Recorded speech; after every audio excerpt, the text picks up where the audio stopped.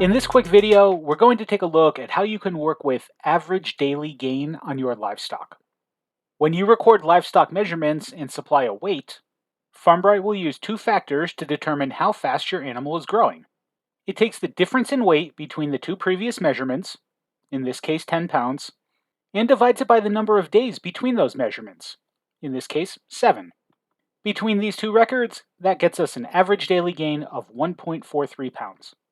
That number obviously varies over time though, depending on lots of different conditions. Beyond just that average between measurements, in the upper right, you'll see a total average daily gain calculated across the lifespan of the animal since its first measurement. Both of these fields are also available on your custom reports. Let's navigate there and take a look. We're going to create a livestock measurement report. See that when we search for gain, we find average daily gain, which is the total across the lifespan of the animal, and also average daily gain last measured, which will provide that average between the last two measurements recorded. Besides reporting on that, we can also add it to our livestock groups.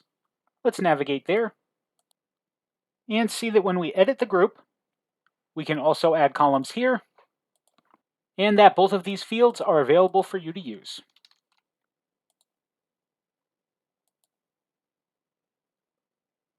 We think this could help you make decisions when breeding animals, and also help you identify issues with parasites or disease. Let us know if you have any questions on how to see these gains.